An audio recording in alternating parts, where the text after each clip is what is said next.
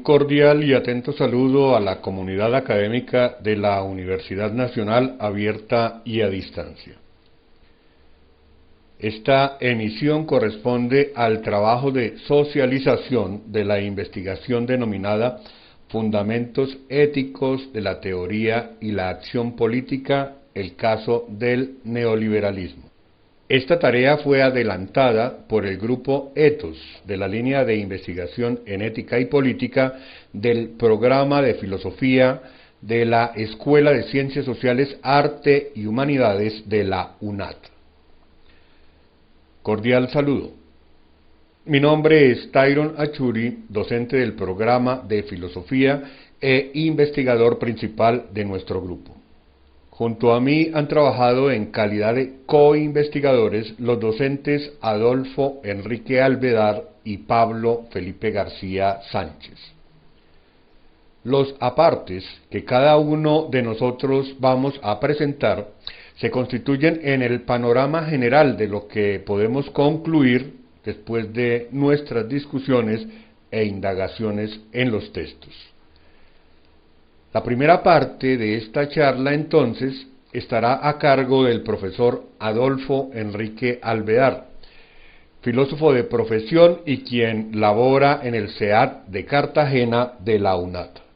Adolfo, en calidad de co-investigador, estuvo trabajando un ensayo que tituló Las falacias del neoliberalismo, el cual previamente fue discutido al interior del grupo de investigación en los encuentros permanentes del grupo.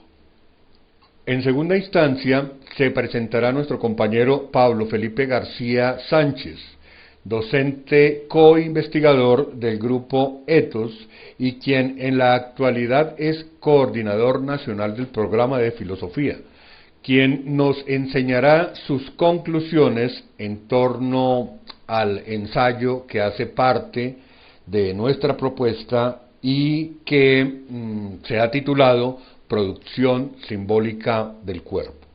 Por último, se escuchará la presentación de las conclusiones por parte del docente Tyron Achuri, quien ha hecho igualmente las veces de investigador principal en este trabajo que hoy presentamos. Sin más preámbulos, queda con ustedes el profesor Adolfo Enrique Alvear. Cordial saludo, mi nombre es Adolfo Enrique Alvear Sarabia, soy filósofo y soy docente de la UNAT Colombia del programa de filosofía. Vengo a hablarles del artículo titulado Las falacias ético-culturales del neoliberalismo.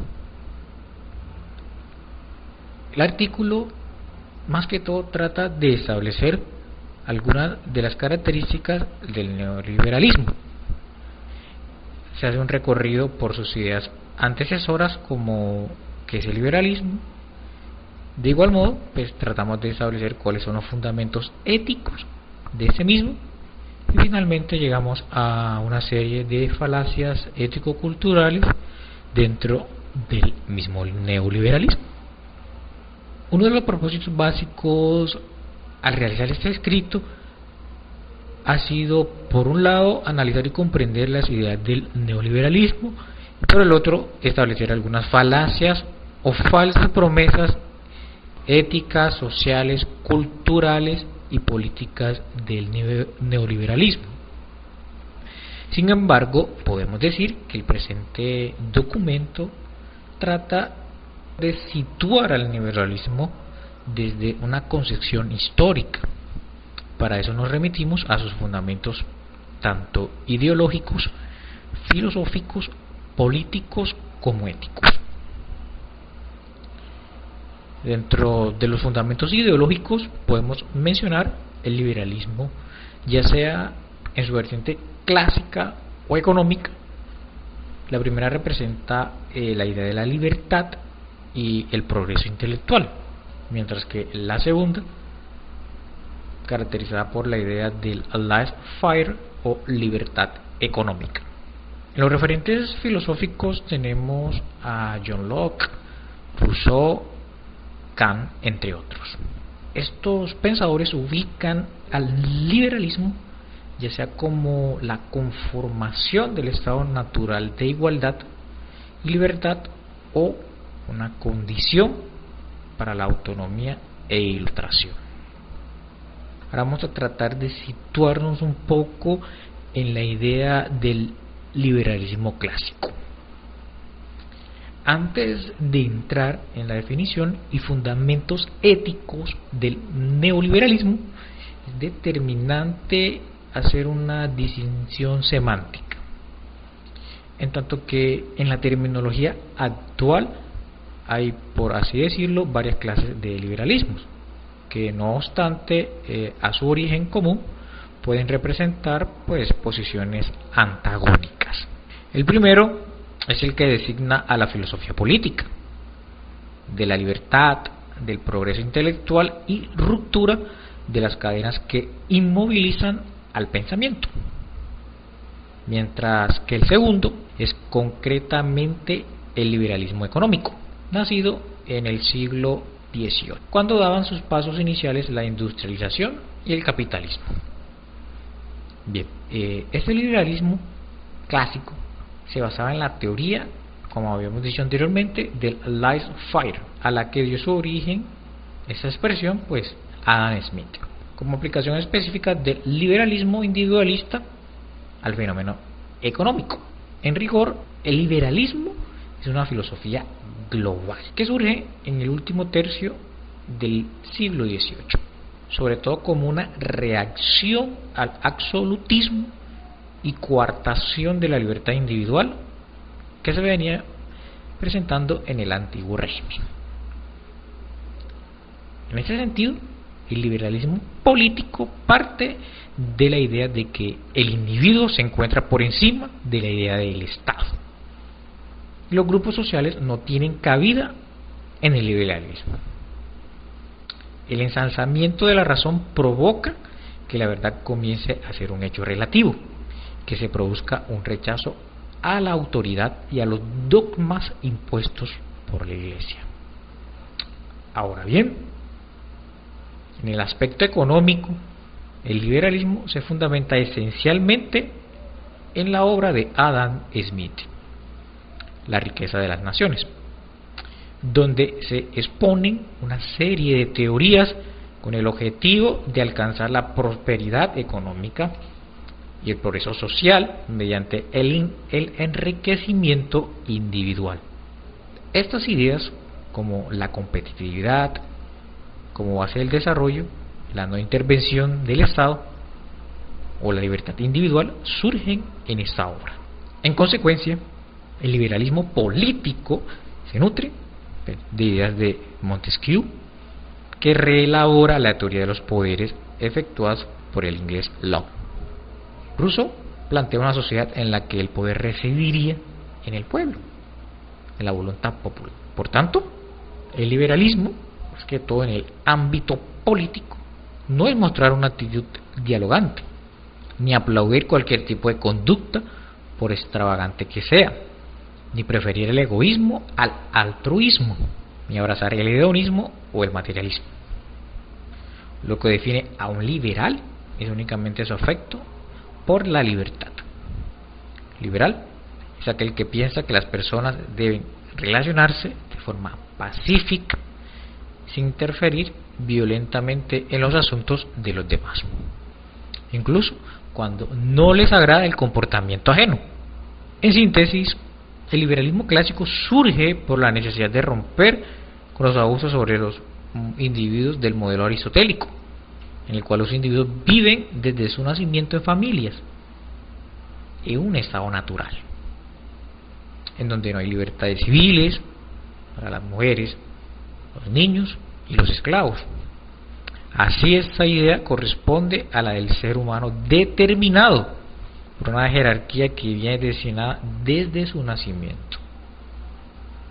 De este modo, el liberalismo clásico combate este tipo de organización social, introduce un modelo naturalista que le otorga a cada hombre un estado de libertad y decisión desde su nacimiento. Igualmente establece la igualdad entre todos los seres humanos.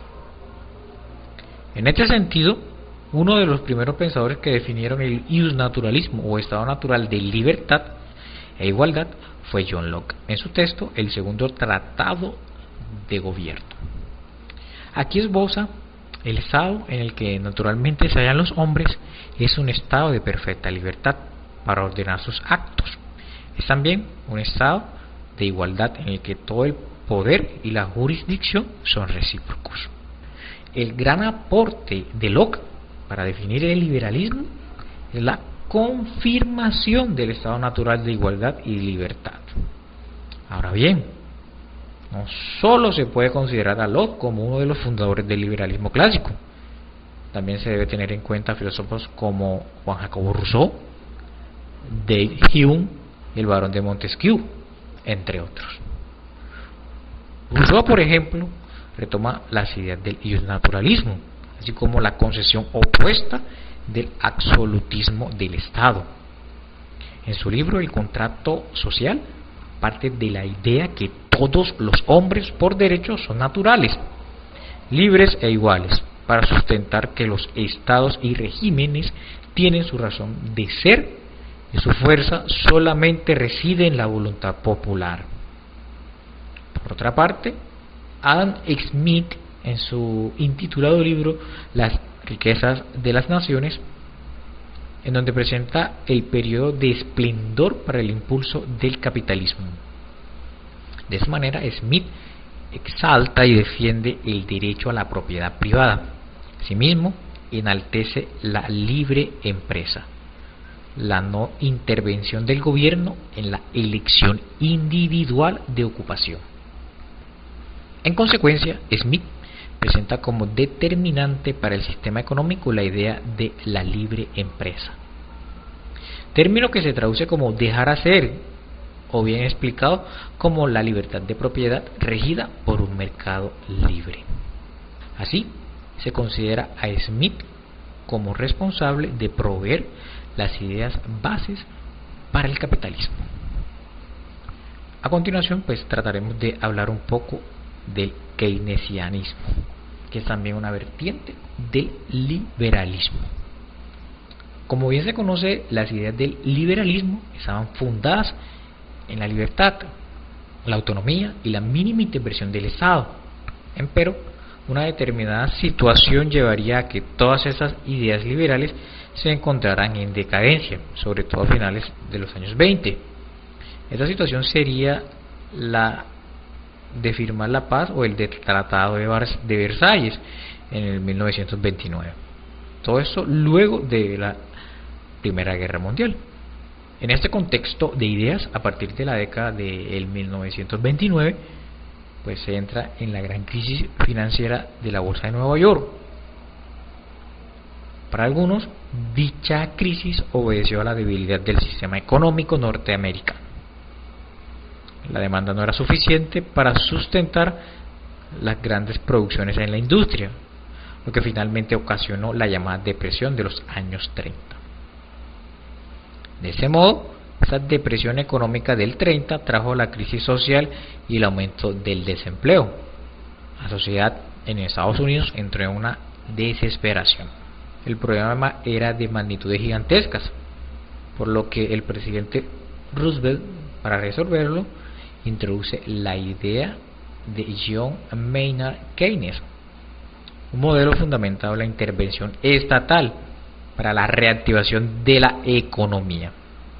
Dicho modelo identifica al Estado a través del gasto público como el creador de los empleos y el administrador del sistema económico. Así se identifica al Estado como aquel que debe ejercer sobre la economía y la sociedad una influencia orientadora, y con esto la responsabilidad de procurar el bienestar de la sociedad. Por tanto, estos términos introdujeron a lo que se conocería como el estado de bienestar. De esa forma, el Estado era quien controlaba todo, pues a partir de esto es que podría garantizar la seguridad y el bienestar social.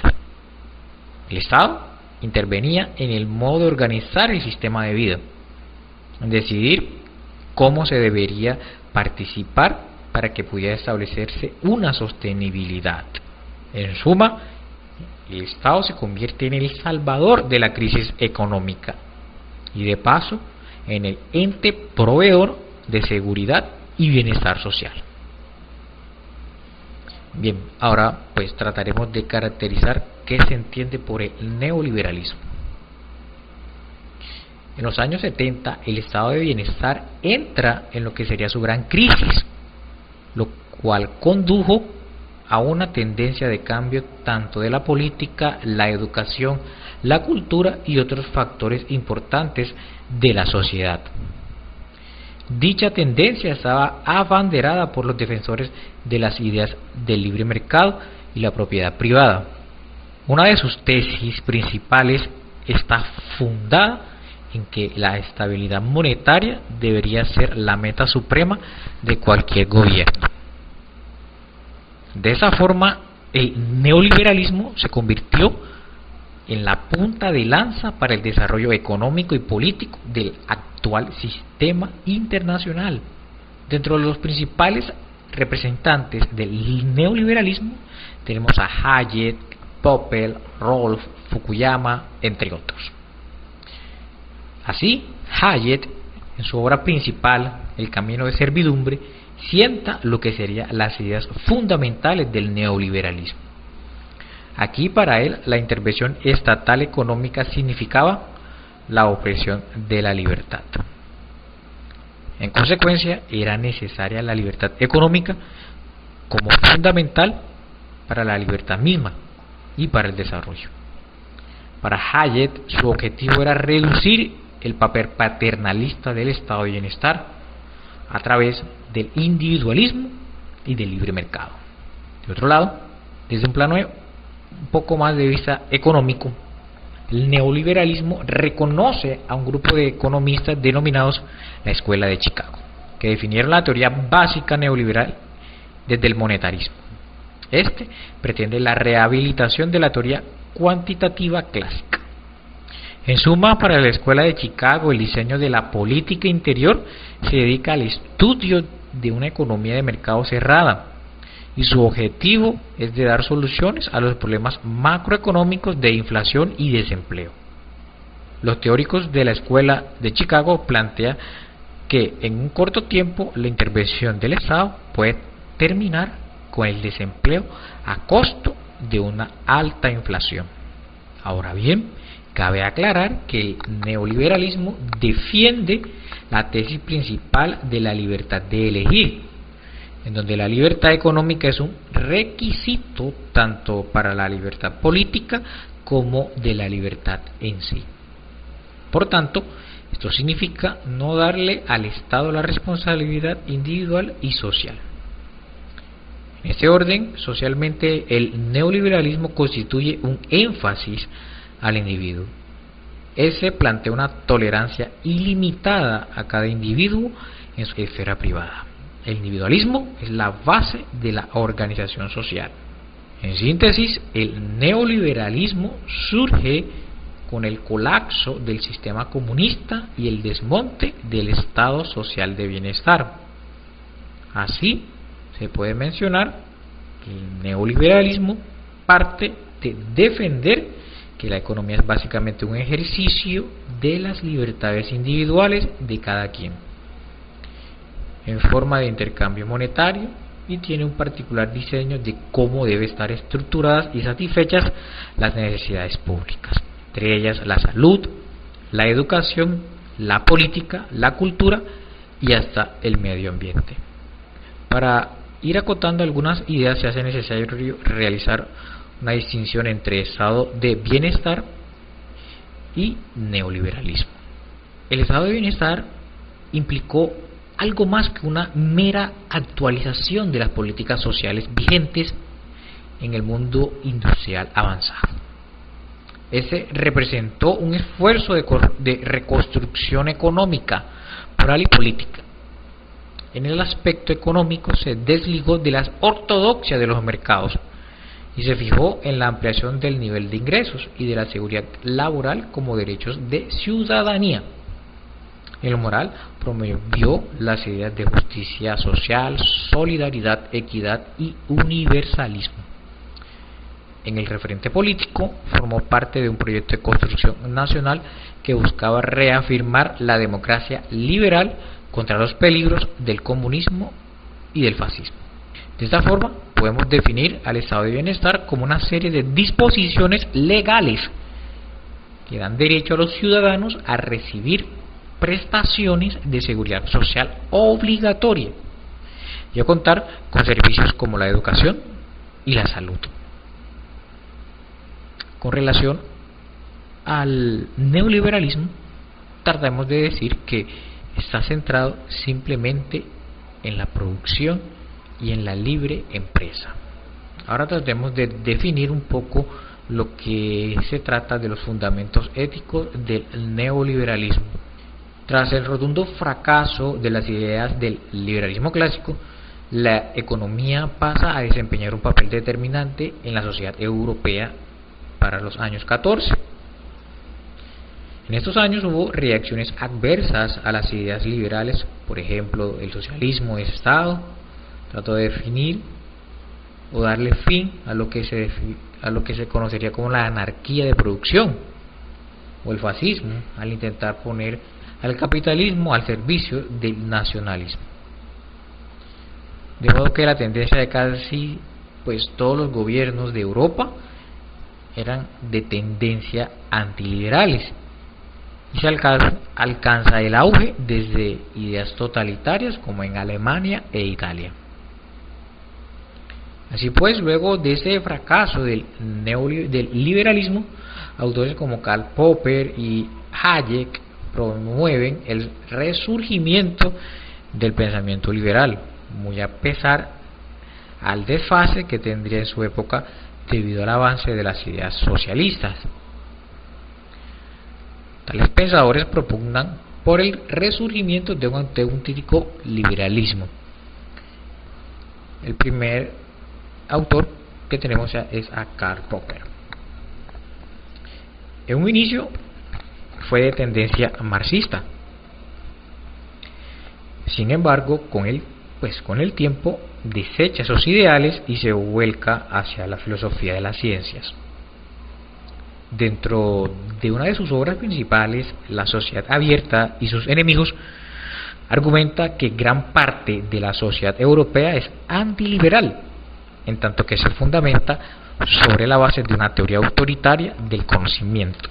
Y dicha teoría tiene su escuela en Aristóteles, Hegel y Marx. Como segundo referente de los fundamentos éticos tenemos a Hayek.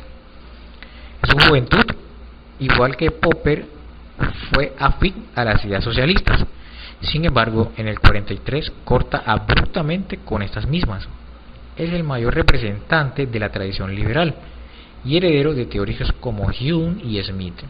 Entre sus planteamientos llama la atención el que pretende derrotar las concesiones filosóficas políticas del racionalismo, presentar las bases de una sociedad bien ordenada que preserve el grado de libertad que satisfaga el mayor número de intereses individuales.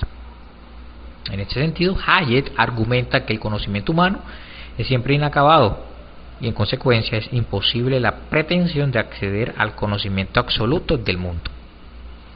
De otro lado, Hayek nos dice que las normas morales no derivan de la razón, es decir, de nuestros esquemas morales. Muy bien, profesor Adolfo, muchas gracias por su participación. Escucharemos ahora al profesor Pablo Felipe García Sánchez y la socialización de sus conclusiones en torno al trabajo denominado producción simbólica del cuerpo. Bueno, mi nombre es Pablo Felipe García. A continuación vamos a hacer una pequeña presentación del texto llamado Producción simbólica del cuerpo. Esta investigación es el resultado de todo un año de diferentes deliberaciones a partir de la discusión sobre el neoliberalismo en el grupo Ethos.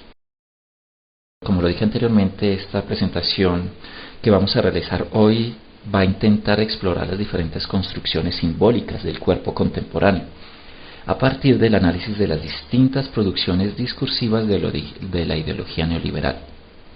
Para sustentar esta idea de las nuevas formas en que el cuerpo se consolida en una sociedad neoliberal, podemos decir sencillamente que el cuerpo actual ha trastabillado frente a la embriaguez metálica del cyborg. Hay una gran máquina que ha colonizado la carne, ha inoculado el deseo y ha manufacturado la satisfacción de los individuos, los cuales han perdido ya prácticamente sus sombras hasta sus propios cadáveres. Ahora podemos hablar que somos hijos del metal, expuestos por una gran madre fálica y famélica, que lo que pretende es rendir un rito atávico al culto al padre que anteriormente era sustentado en las sociedades comunistas. Bien, podemos saber como el culto que le hacían a Stalin y a otros grandes dictadores comunistas. Las sociedades actuales básicamente están consolidadas a partir de grandes mecanismos de control. Y estos mecanismos se constituyen por tres grandes estamentos. Uno son las unidades orgánicas, que son los seres humanos. Otras son las físicas, que son las tecnologías. Y posteriormente tendríamos a las ideologías. Esto tiende a unificar esfuerzos para consolidar un movimiento práctico del sistema social. Después de decir esto, podríamos decir que cada unidad anteriormente mencionado tiene o pretende tener propiedades intrínsecas que derivan de sus movimientos, sus posiciones. Son piezas básicamente codificadas que permiten la reproducción uniforme de la maquinaria. Es una cosmovisión de un mundo consolidado bajo la normatividad que se autodetermina como máxima expresión de la civilización humana. Ya después de haber descrito esto, básicamente vamos a desplegar dos ideas fundamentales para sostener nuestra tesis. Para la primera parte vamos a describir un poco las sociedades disciplinarias descritas muy bien por Michel Foucault en su segunda etapa de investigación, que será la genológica, y que conlleva a la consolidación del concepto de panoptismo, fundada a partir del encuentro con Bentham y su panóptico. Y posteriormente vamos a hablar un poco del espaciómeno como las nuevas formas de control, ya no tantas ceñidas a partir del espacio vigilado, el espacio centrado a partir de una institución, sino más bien de diferentes formas de movilización que permiten a los cuerpos, entre comillas, ser libres, pero instituidos a partir de un control diferente. Entonces, como lo dije anteriormente, la primera parte sería entender la lógica en la cual Foucault nos mete para desplegar su tesis sobre el control de las sociedades disciplinarias. Digamos que en las sociedades disciplinarias que nos dice Foucault se erigen pequeños teatros de vigilancia, tales como la prisión, la escuela, la clínica, que lo que tratan de hacer es crear sujetos organizados, capturarlos en diagramas racionalizados, que sería una administración de los individuos. Es toda una carga discursiva que pretende someter al cuerpo, los gestos, los comportamientos, las mismas conductas, las actitudes. Es una red de observaciones continua que incrementan económicamente la fuerza del cuerpo. En síntesis podríamos decir que lo que pretende el panóptico por el panoptismo es sustentar y crear nuevas formas de gestión de los cuerpos a partir de la involucración de grandes instituciones en los escenarios y espacios de las instituciones. En este momento vamos a hacer básicamente es consolidar las dos ideas que nos van a permitir entender las dinámicas actuales de las sociedades. Vamos a primera instancia a reseñar un poco el concepto de panoptismo expuesto por Foucault y posteriormente llegar a la idea de espaciómeno, que sería básicamente las nuevas formas de control expuestas por el sistema neoliberal. En el panoptismo, digamos que es la segunda etapa de Michel Foucault, su genealogía, y expone brillantemente cómo las sociedades actuales, más o menos desde finales del siglo XIX, se van consolidando a partir de instituciones disciplinarias que pretenden gestionar a los cuerpos.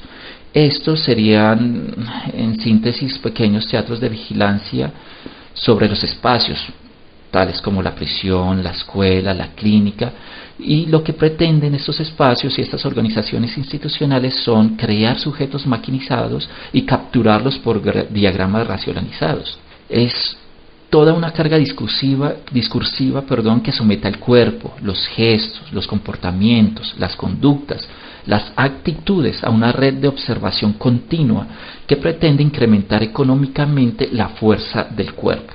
Y ahí el asunto primordial de la investigación de Foucault es entender cómo el cuerpo está siendo sometido a una gran capilaridad disciplinaria que lo que hace es suministrar a el sistema formas de control que posibiliten el dominio del mismo y gestionar, como dije anteriormente, los cuerpos. Este espacio vendría a ser en estas sociedades modernas una física o una anatomía de poder. Es una compleja arquitectura cuya organización geométrica van desde grandes estrategias geopolíticas hasta pequeñas tácticas del hábitat. Son todas unas historias del espacio, de regulaciones del sentido, de las formas de adoctrinamiento, que lo que procura es asegurar que el pensamiento y las acciones de los individuos se ciñan a las normas básicas de la sociedad. Si los individuos están satisfechos hasta el punto de sentirse felices con los bienes y los servicios que la entrega la administración, entonces ¿por qué insistir en instituciones diferentes para una producción diferente de bienes y servicios? Y si los individuos están precondicionados de tal modo que los bienes que producen satisfacción también incluyen pensamientos, sentimientos, aspiraciones, ¿por qué han de querer pensar, sentir e imaginar por sí mismos? Esta es la pregunta fundamental que lo hace Foucault y que lo retoma también Marcuse en El hombre unidimensional.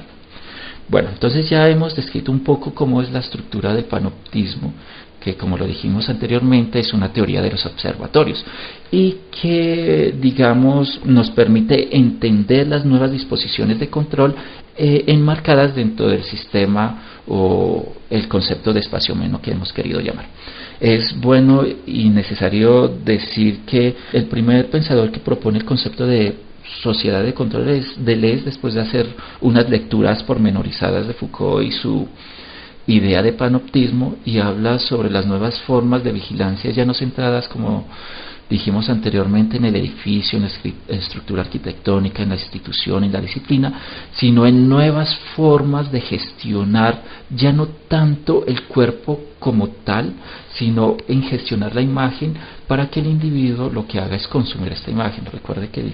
Recuerden muy bien a Paul Virilio, que dice que lo que hacen los individuos es consumir imágenes. Vamos a hacer una breve introducción a lo que es el espaciómeno. El espaciómeno sería básicamente una capilaridad de control social carente de ladrillos. Es una arquitectura ideológica que ya no se centra en la mirada que vigila, sino más bien en el inconsciente.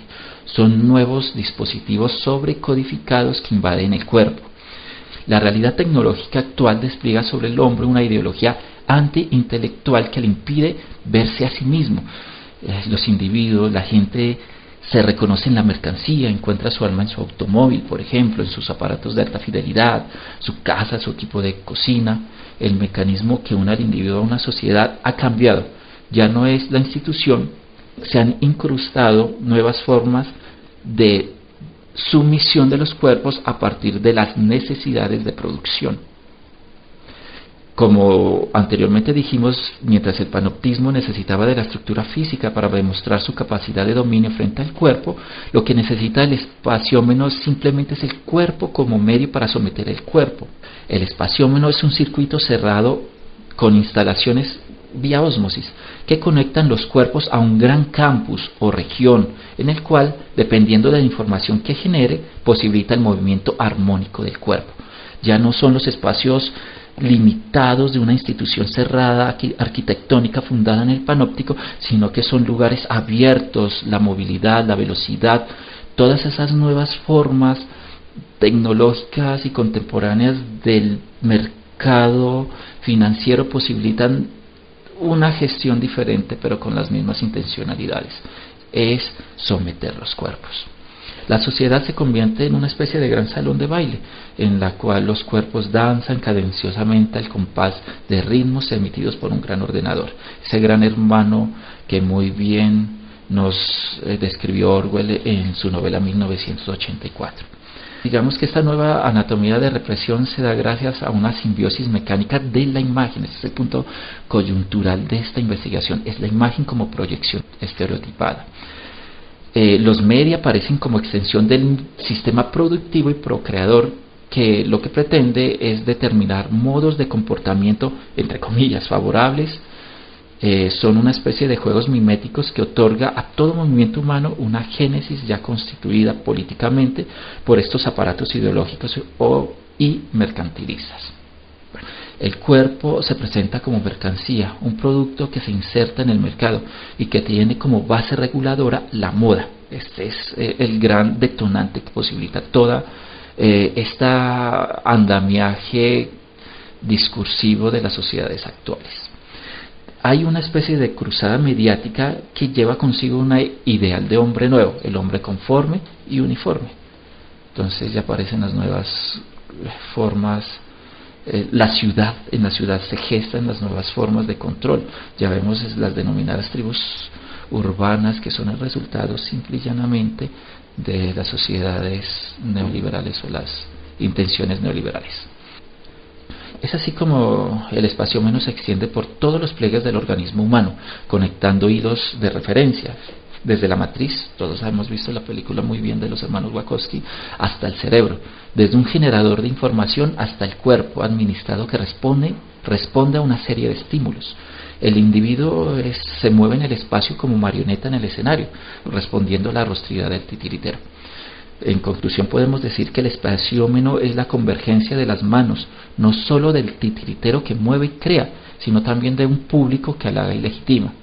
Es una especie de totalidad de un mundo sincronizado, donde los abdómenes delgados, ideales clasificados, esos paquetes culturales que se venden a único precio, es la pérdida de la libertad de aquel espíritu griego que nos enseñó en algún momento a tener conciencia de sí. Después de haber descrito también el espaciómeno como nuevas formas de control dispuestos dentro de una sociedad móvil, una sociedad, como lo dice también Paul Virilio, abierta, podemos decir que se han aparecido nuevas formas de contracultura que posibilitan la anulación de este espaciómeno. Nosotros lo hemos querido llamar básicamente esos espacios erotizados o erótopos. Este erótopos solo está marcado por trazos que se borran y se desplazan por el trayecto. Un espacio sin lugar que se funda con la aparición del cuerpo desobrado. Es un concepto que lo trabaja muy bien Blanchot. Aquí entendemos un poco o vamos viendo la consolidación del cine de David Cronenberg con el concepto de nueva carne, que muy bien lo reseña en su primera en una película del 84 que se llama Videódromo, que lo que pretende él a través de esta película es mostrar nuevas formas de la belleza humana, ya no centrada a través de la juventud, los cuerpos esbeltos, el maquillaje, sino a través de la enfermedad, la misma supuración del cuerpo, la misma malformación y la vejez.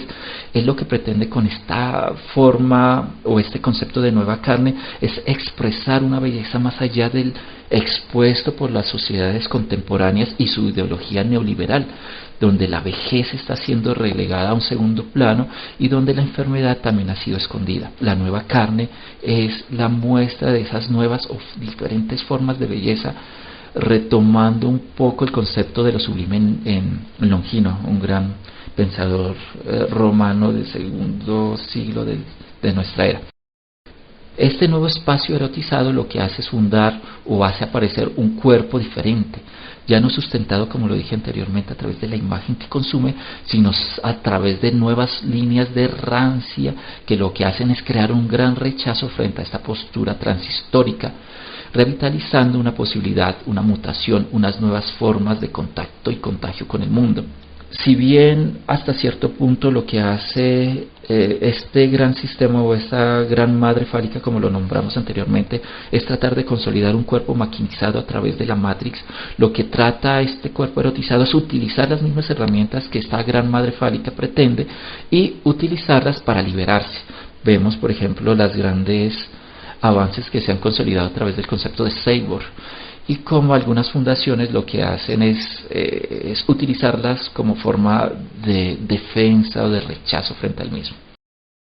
Vamos a tratar de darle sentido o cerrar esta idea fundamental. Como hemos dicho anteriormente, el espacio erotizado carece de lugar, son estructuras físicas, no son espacios cerrados que tratan de reorganizar el comportamiento del hombre como lo hace el panoptismo, pero tampoco son complejos ideológicos que permiten la movilidad del hombre en el espacio abierto, como es el espaciómeno. Es otra cosa diferente, son formas, sentido que le otorga al cuerpo ausencia de sí, una especie de olvido, desarraigo del hombre frente al hombre. Este espacio erotizado está ocupado por acontecimientos o ixeidades, como dice Deleuze y Guattari, mucho más que por cosas formadas o percibidas. Son espacios de afecto que no se sitúan en ninguna parte y que facilitan la aparición de estos otros espacios, las erotopías, que también lo describe magníficamente Michel Foucault. Son carencia de signos. El erótopos es carencia de signos. El arma deja de ser representación de guerra para devenir representación de paz. Es básicamente el otro lado de una psique, como lo dice Foucault, que permite desprenderse de uno mismo para no tener rostro o para convertirse en alguien diferente a quien se es. Son espacios, ante todo, provocadores. Entonces, ¿qué es la realidad? Nos podríamos decir, después de haber expuesto esto. Actualmente la realidad no es más que un concilio de verdades manipuladas que propician o intentan propiciar en el ser humano hábitos de organización funcional, cuyo carácter de continuidad depende de la regulación de la información, hecho que comprende la orientación, la administración, el adiestramiento necesario para compaginar en el contexto de la productividad y la producción de una cantidad cada vez más mayor de bienes y servicios, que hacen la vida más cómoda al punto de crear en el individuo satisfacción. La satisfacción es el elemento neurálgico de todo este sistema. Ya sabemos muy bien el estudio que hizo Freud y posteriormente retomó Lacan sobre el deseo y cómo las sociedades capitalistas han entendido que el sujeto está escindido y que tiene una falta, y la falta es el deseo del otro, y cómo se sublima el deseo de la pérdida o la falta a través de la mercancía y el consumo de bienes y servicios. Podríamos decir que un individuo satisfecho es un individuo administrado, como lo dice muy bien Benjamin. Esta es la simbiosis general de una economía social en la que el confort aísla y por otro lado acerca a su beneficiario a lo mecánico. El problema se plantea así. La sociedad a través de la historia se ha constituido, ante todo, como una organización de individuos, cuyo fin es proporcionar un bienestar general. Para esto ha hecho uso de una serie de circuitos, como anteriormente lo dijimos, que soportan la interacción y permiten la perpetuación del sistema. Dichos circuitos de integración se reconocen en tanto que productores de saber. El saber es un elemento fundamental en este análisis. Son mitos fundantes, por ejemplo, en las comunidades tribales, que orientan a las civilizaciones a estipular verdades como realidades. Son una especie de cruzadas ideológicas que tratan de educar al individuo para encauzarlo, o como plantea el mismo Lyotard, son un proceso de informatización de la sociedad para que los individuos hagan de esos discursos ideológicos realidades infranqueables.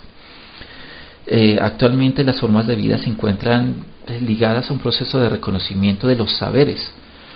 Esto nos permite entender la reproducción de los esquemas preestablecidos bajo el ordenamiento de la transmisión hombre a hombre, sujeto a sujeto, o movimientos átonos que verticaliza el movimiento del individuo en los espacios, una especie de sustratos, concepto que lo trabaja Foucault. Es decir, estas sociedades actuales y su largo proceso de socialización tecnológica ha despertado en el ser humano la necesidad de un ensueño tecnofílico. Son aparatos electrónicos que sustituyen la fatiga muscular de una sociedad industrial del finales del siglo XVIII por una atención y un esfuerzo mental que determinan saberes que el individuo debe consumir y reproducir. Una especie de tendencias encaminadas a ejercer represión de los cuerpos a través de la satisfacción de los mismos. El cuerpo viene a ser el centro de adoctrinamiento que, si bien la religión en su discurso de concentración del poder pretendía también sublimarlo a través del alma, lo que hace ahora el sistema es satisfacerlo para controlarlo. Ya no es reprimirlo como anteriormente se hacía, sino satisfacerlo, pero son nuevas formas de control, en fin y al cabo. De este modo, digamos que se recrea un mundo por medio de la simulación genérica de realidades atrofiadas que venden y distribuyen informaciones por medio de canales facultados en el intercambio de información del saber.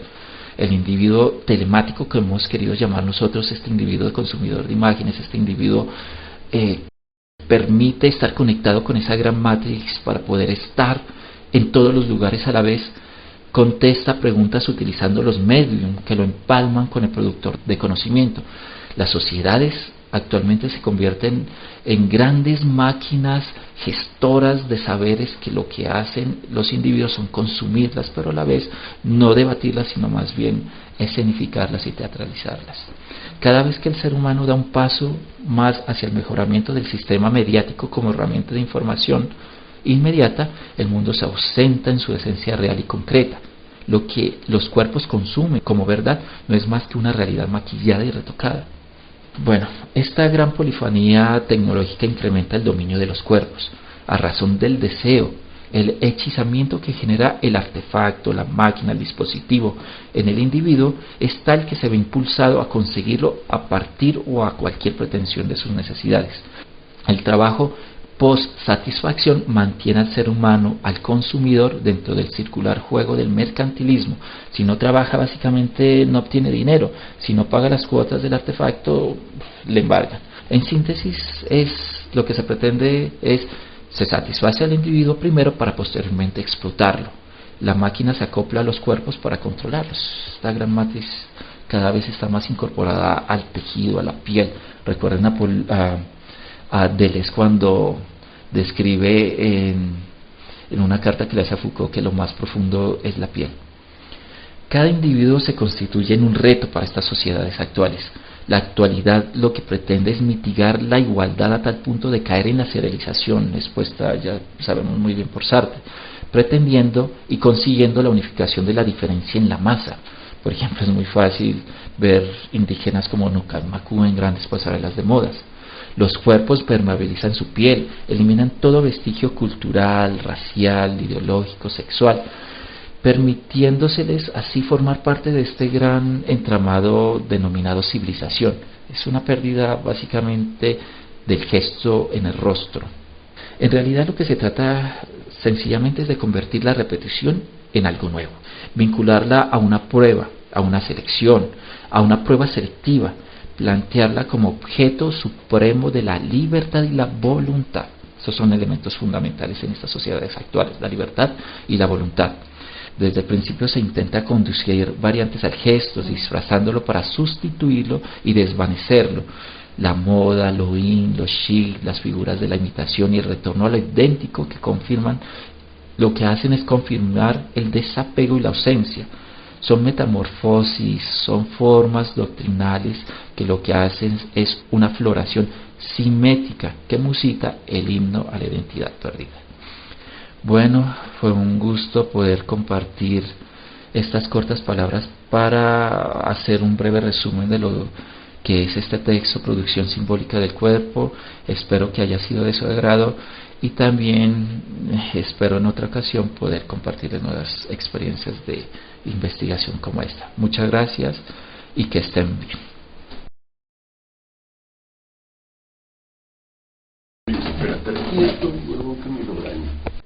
Muchísimas gracias al profesor Pablo Felipe. Ya para terminar con esta tarea de socialización de nuestro trabajo, me permito presentar a ustedes las conclusiones realizadas en torno al ensayo que estuve trabajando denominado Ética y Política en el Neoliberalismo.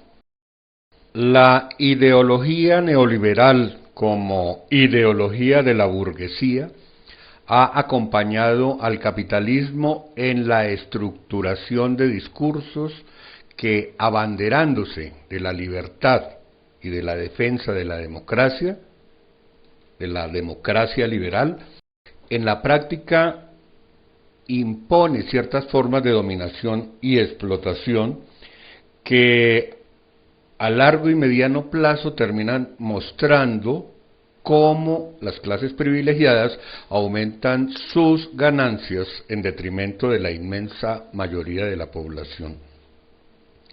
Misma población que, paradójicamente, en porcentajes altos, no deja de avalar el sistema de cosas que la subyuga, bien sea porque respalda con sus acciones una valoración del mismo o semejante tenor sobre el mundo social y económico. Es decir, la población subyugada comparte ideológicamente la estructura doble del neoliberalismo que le subyuga. Entre tanto, la élite neoliberal, que dice defender demagógicamente los derechos de todos, al tiempo promueve e implementa políticas de explotación. Igualmente, otro grueso de la población simplemente asume una postura pasiva que se adapta a los malestares que la cultura del neoliberalismo le produce. No comprende ni se esfuerza por comprender la situación y ha aceptado su sentimiento de impotencia como un mal propio de su naturaleza individual. Y sin embargo, con toda la pretensión se le trata de mostrar a esta doctrina política y social, lo cierto es que, desde sus orígenes, los principios morales que rigen y han regido al liberalismo han cambiado poco en sus fundamentos más nucleares. Ya en el siglo XVII, uno de sus pensadores más preclaros, John Locke, evidenciaba al liberalismo como una ideología radicalmente individualista, en donde la sociedad misma solo era percibida como una suma de individuos. Por eso, la política en este ámbito tenía como función principal la defensa de los intereses individuales que en mucho se concretarían específicamente en la propiedad privada. Para Locke era claro que el Estado y la ley estaban al servicio del individuo y buscaba que éste defendiera los derechos de aquel. De hecho, la justificación del existir la sociedad misma no tendría otro sentido que garantizar los intereses egoístas de sus miembros. No olvidemos, sin embargo, que este adalid del liberalismo, defensor de la libertad política y económica, fue al mismo tiempo defensor del esclavismo de su época. Idea que además compartió con muchos liberales ingleses y americanos, tanto coetáneos como posteriores a él. La propiedad privada, desde la perspectiva de Locke, era un derecho natural. Un Estado no puede tener otro fin que la defensa de la propiedad, decía Locke. En su carta sobre la tolerancia, para Locke, la comunidad política es una sociedad de hombres constituida únicamente para procurar, preservar y promover sus propios intereses civiles.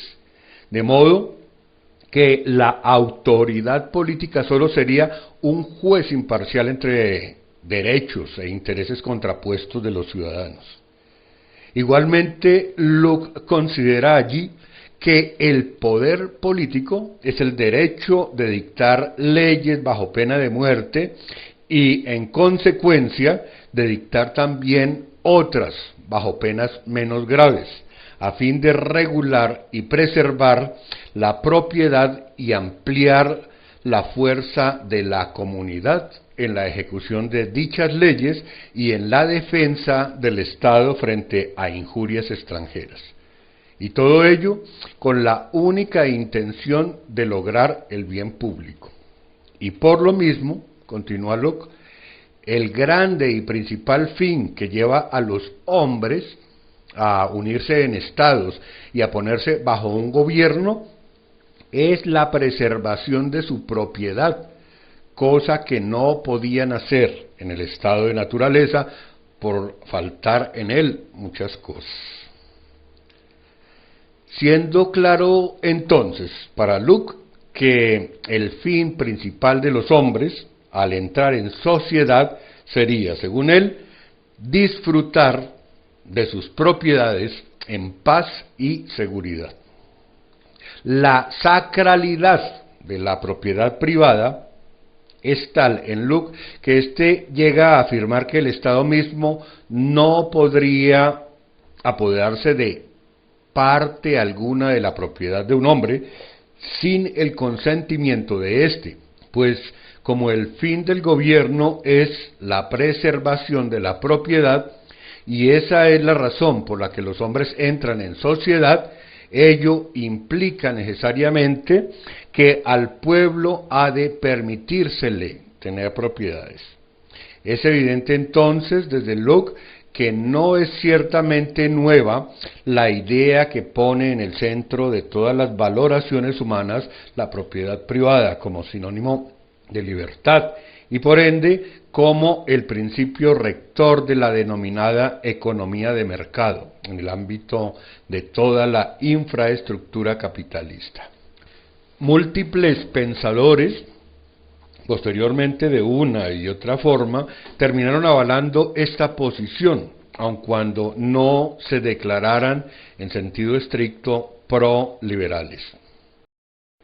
Recordemos, por ejemplo, cómo Rousseau, si bien denuncia en los orígenes de la propiedad privada, a la propiedad privada como el origen mismo de muchos de los males de la sociedad, no es menos cierto que el establecimiento o reconocimiento de un contrato social primigenio pasaría para él por la aceptación de lo dado, es decir, lo dado es una sociedad que ya está establecida de un cierto modo y que para nada resultaría ser una opción el tratar de devolverse en el tiempo hasta antes del establecimiento del contrato. Explícitamente leemos en Rousseau: es cierto que el derecho de propiedad es el más sagrado de todos los derechos de los ciudadanos y es más importante en ciertos aspectos que la misma libertad, bien sea porque tiende más directamente a la conservación de la vida, bien sea porque, como los bienes son más fáciles de usurpar y más difíciles de defender que la persona, debe respetarse más lo que es más fácil de arrebatar, bien sea, en fin, porque la propiedad es el verdadero garante de los compromisos de los ciudadanos, pues si los bienes no respondiesen de las personas, sería muy fácil eludir los deberes y mofarse de las leyes. Este texto se encuentra en Discurso sobre la economía política de Rousseau.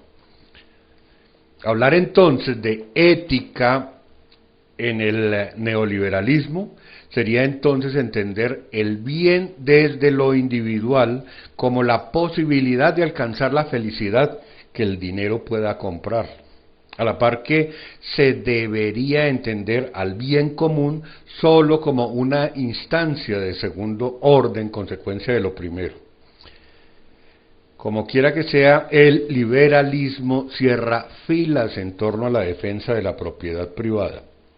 Así lo manifiesta uno de sus ideólogos más reconocidos del siglo XX, Ludwig von Mises. Según este pensador, los principios del liberalismo se condensan en una sencilla palabra: propiedad, es decir, control privado de los factores de producción, pues los bienes de consumo tienen evidentemente que ser siempre de condición privada. Todas las restantes exigencias liberales derivan de tal presupuesto. Este texto lo encuentran ustedes en von Mises, Liberalismo. Además, von Mises llega a atribuir los logros alcanzados por el liberalismo precisamente como consecuencia de la desigualdad de rentas y patrimonios, ya que esa misma desigualdad sería el motor que a todos, ricos y pobres, al tiempo que se induciría a producir lo máximo a cada quien al costo más bajo posible, lo cual supuestamente permitiría, según von Mises, atender cada vez mejor las necesidades de las masas consumidoras. Para Mises, los medios de producción deben ser privados, ya que desde un punto de vista social, según este pensador, sería lo más conveniente, así como resultaría conveniente su resultado: la desigualdad de rentas y patrimonios. Es en este sentido que llegará Mises a afirmar que la propiedad es consustancial a la pervivencia de la sociedad, siendo así que el hombre, al necesitar de la sociedad, no tendría más remedio que agarrarse firmemente a la institución en evitación de perjudicarse a sí mismos y dañar a todos los demás. Para Mises, de hecho, la propiedad privada sería requisito para que la sociedad pueda sobrevivir. Por lo mismo, la función del Estado no sería otra que salvaguardar la propiedad, la libertad y la convivencia pacífica. La acción gubernamental, en opinión del liberal, debería constreñirse a proteger la vida, la salud, la libertad y la propiedad privada individual contra todo asalto. Nos resulta evidente en todo esto que cuando desde el liberalismo se habla de individuo, no se está hablando propiamente de un ser humano. No están en esta categoría de individuos los desposeídos.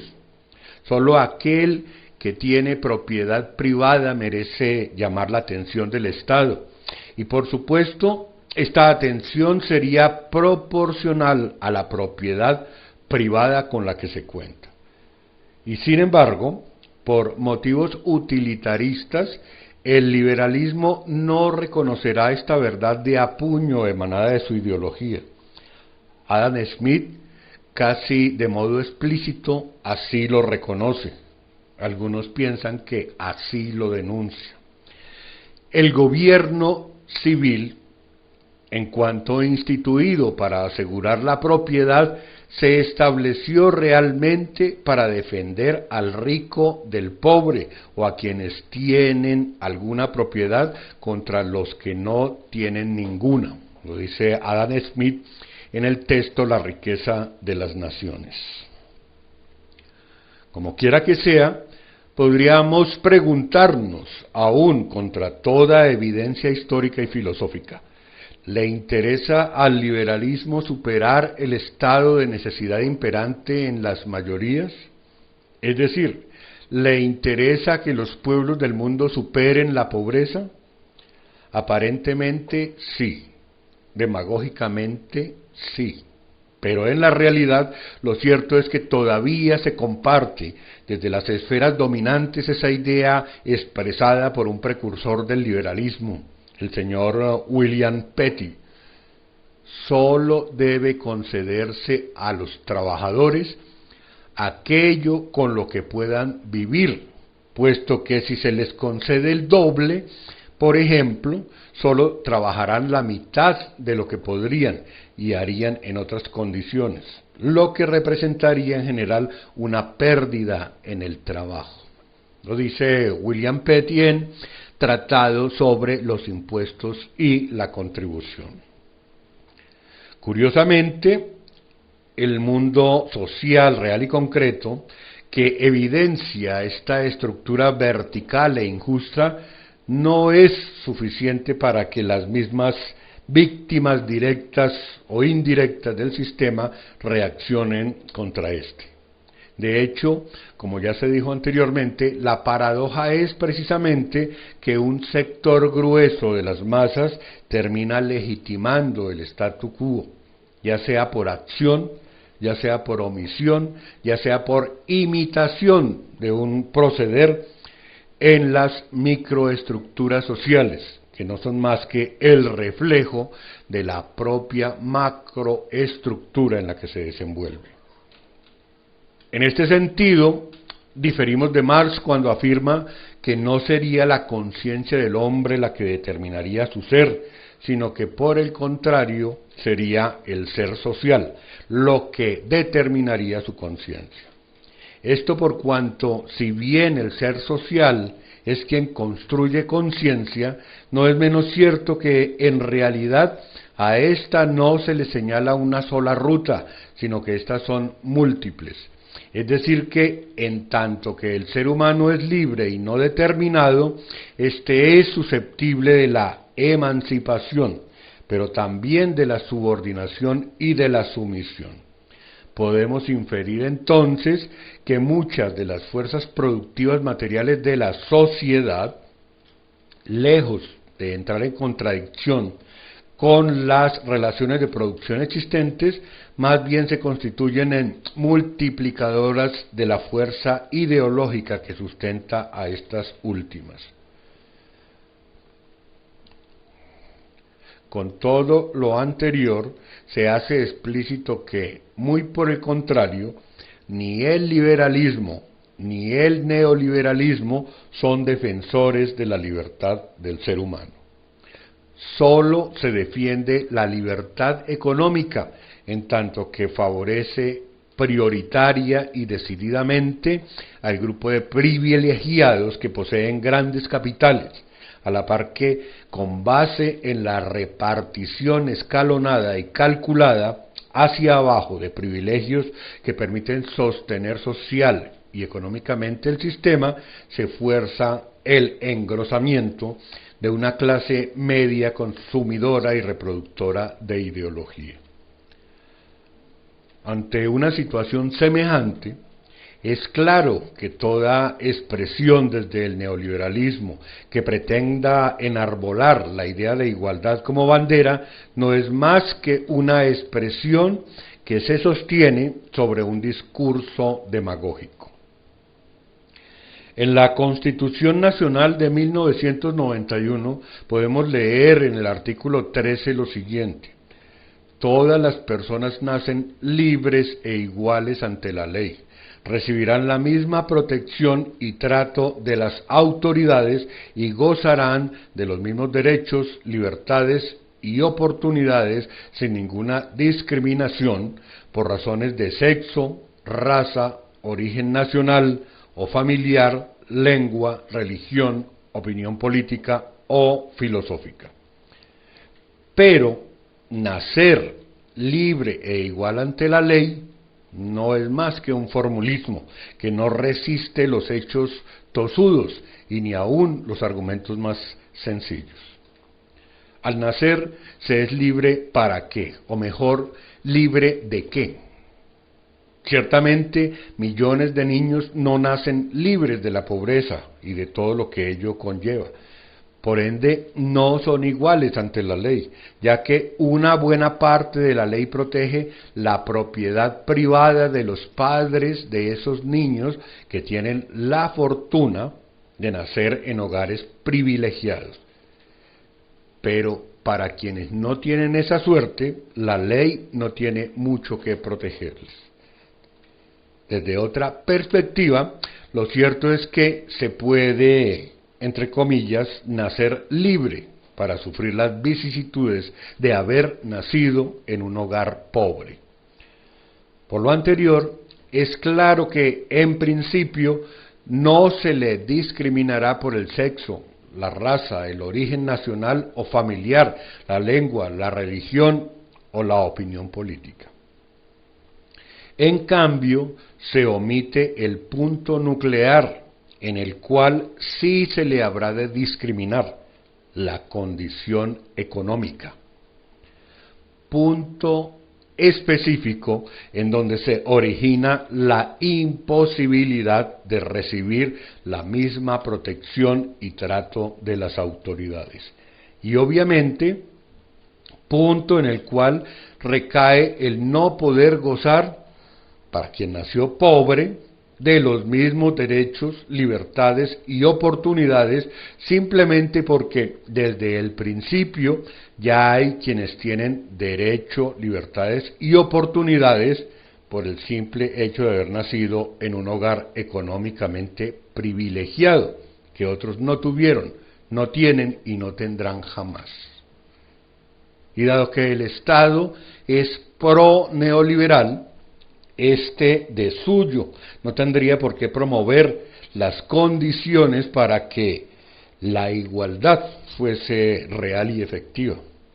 Adoptar medidas en favor de grupos discriminados o marginados, desde Hayek, resultaría injusto, por decirlo menos, y discriminatorio para con la clase pudiente, pensaría Hayek. En el caso colombiano, quizás esto tendría más que ver con la piedad cristiana que con una política pública respecto a un enunciado que en sí mismo se contradice, dado que si se reconoce la existencia de grupos discriminados o marginados es porque la equidad pregonada en el artículo 13 de la Constitución Nacional es solo formalismo. En contravía al pensamiento de Hayek, hemos de decir que ciertamente el neoliberalismo ha sido y será el camino para la servidumbre de las mayorías. Y es que, contrario a lo que se suele predicar de sus orígenes, el liberalismo se abandera de la libertad política solo cuando le conviene a la élite política de esta línea de pensamiento. No es casualidad que los pioneros del liberalismo, tanto en Estados Unidos como en Inglaterra, fueran en la práctica esclavistas y proesclavistas. Seguramente los propietarios de los barcos negreros dedicados a esta funesta y cruel actividad, si se les preguntara, defenderían su derecho a la libertad de comerciar con esclavos. Es muy claro en este contexto que en esencia en poco difiere la idea de libertad y democracia que tenían los antiguos griegos atenienses con la idea de libertad y democracia que se defiende desde el liberalismo en la modernidad. Decía Hayek, queriendo equiparar el fascismo y el nazismo con los regímenes de índole socialista y comunista, lo siguiente: muchos que se consideran infinitamente por encima de las aberraciones del nazismo y que odian sinceramente todas sus manifestaciones, se afanan a la vez por ideales cuyo triunfo conduciría directamente a la tiranía aborrecida. Y sin embargo, Hayek creía que dejar de la mano del azar la dirección de la economía no es una tiranía, lo cual es obvio si consideramos que la libertad de empresa, en donde la regulación de la economía se deja a la libre competencia de la oferta y la demanda, conduce directamente a la tiranía de la minoría que más tiene sobre las mayorías que no pueden enfrentar individualmente el poder del capital de unos pocos hombres.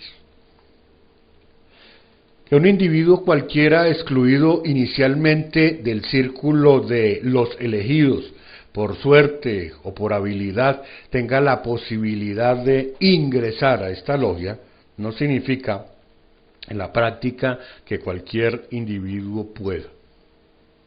Pues en el sentido en que podría entenderse que todos pueden.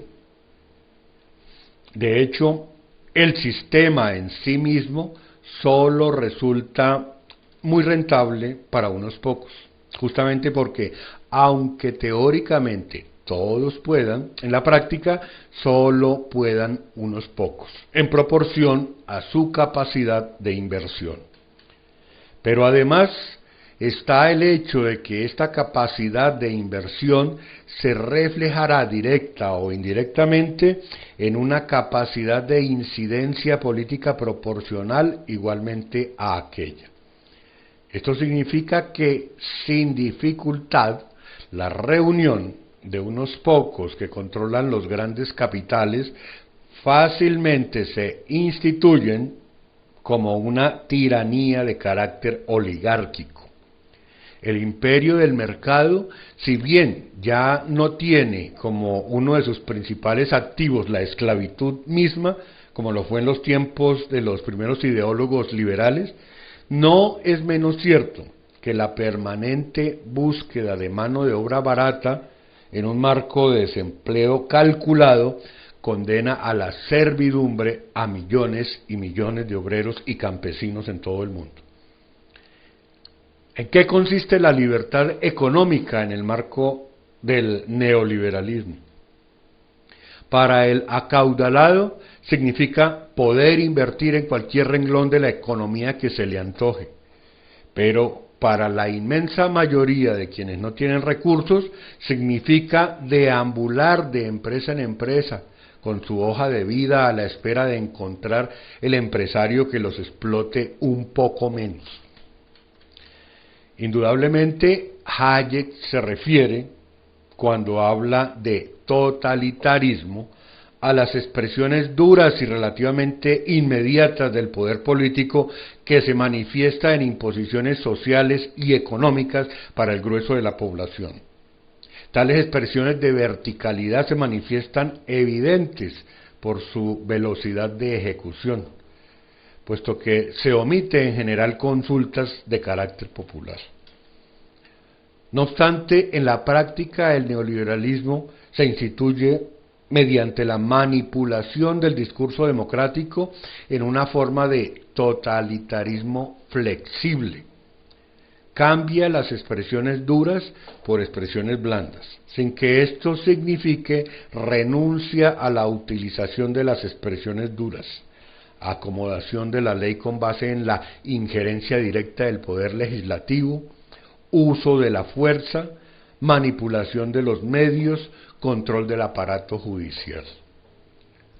Prolonga en el tiempo decisiones de carácter económico y político con el fin de mostrar tales decisiones como con una cierta aureola de legitimidad consensual. Y no obstante, lo cierto es que al grueso de la población, igual que en cualquier régimen totalitario, no se le consulta sobre aquello que verdaderamente se juzga importante. En este sentido, tendríamos que corregir a Hayek cuando afirma que hemos abandonado progresivamente aquella libertad en materia económica sin la cual jamás existió en el pasado libertad personal ni política. A menos que cuando utiliza el término hemos abandonado se refiera a las clases privilegiadas para las que lo uno y lo otro pareciera ser prácticamente lo mismo. Continúa Hayek afirmando que algunos de los mayores pensadores políticos del siglo XX, como Tocqueville y Lord Acton, nos advirtieron que socialismo significa esclavitud. Continúa Hayek afirmando que la bandera del neoliberalismo, es la creencia en que es deseable que los hombres puedan desarrollar sus propias dotes e inclinaciones individuales. En la práctica, Hayek defiende el individualismo de algunos individuos, aun cuando quiera o aun cuando pretenda que en el término individuo se encuentra incluidos todos los seres humanos. En la práctica, defiende el individualismo de los que le hacen bien al sistema liberal. La grandilocuencia de opereta con que el neoliberalismo se autoproclama adalid de la independencia y la libertad responde fundamentalmente a la táctica de atraer para sí consenso entre quienes creen tener una oportunidad dentro de la economía de mercado, así como alguna legitimidad respecto de aquellos que, aunque apenas sí logran sobrevivir en el sistema, no dejan de creer ingenuamente que dicho sistema es, entre comillas, el mejor de los mundos posibles. El Estado totalitario flexible es el Estado de la democracia neoliberal y su táctica es en principio la seducción y la explotación permanente del deseo. Y dicha táctica no se enfila a la defensa de la independencia y libertad de los individuos, como se pregona eufemísticamente. Más bien apunta a la defensa de la propiedad privada de los que tienen más para que ganen aún más.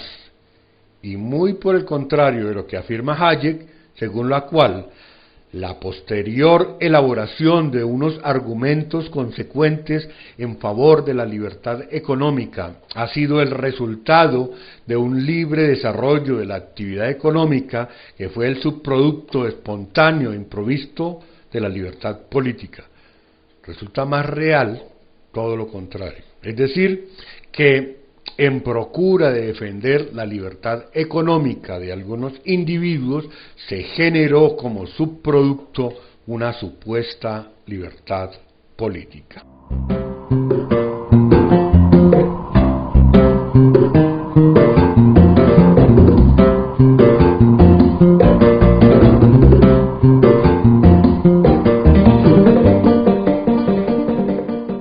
Bueno, esto sería todo.